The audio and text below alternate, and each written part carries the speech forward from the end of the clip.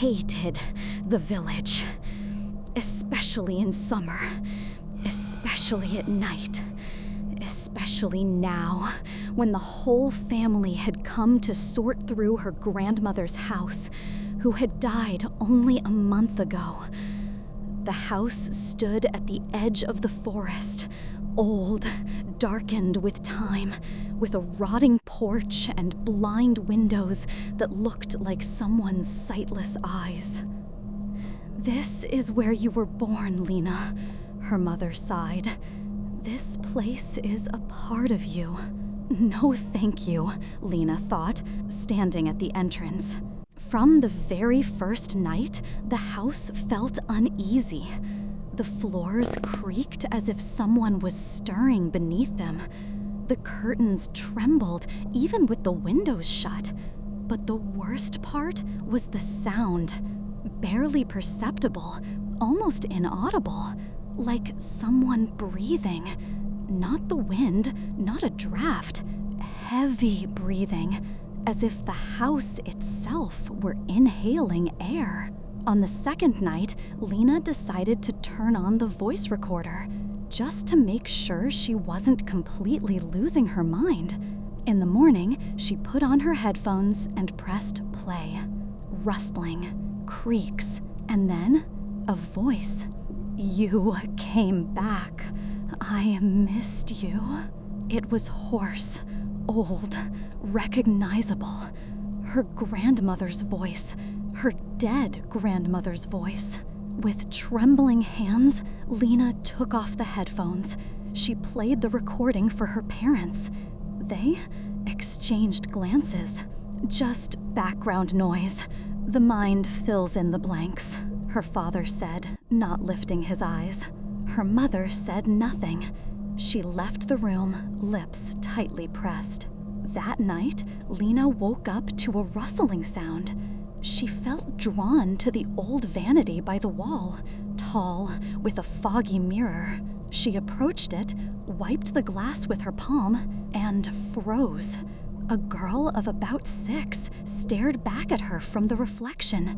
Tearful eyes, a white nightgown. It was her, little Lena. The child in the mirror slowly raised her hand and pressed a finger to her lips. "Shh." Lena flinched, but the mirror now showed only her own reflection again, except on her cheek a faint print of a hand remained, as if someone had touched her from the other side of the glass. On the third night, the house seemed to suffocate. The creaks grew louder. The walls trembled. Dust fell from the ceiling.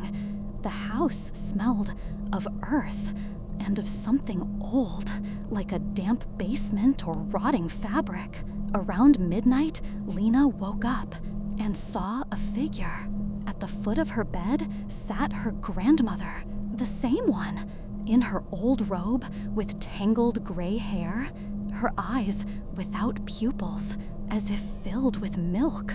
"You've grown, but you're still mine," she whispered. Lena screamed. The lights flashed on. Her parents rushed in. No one except Lena.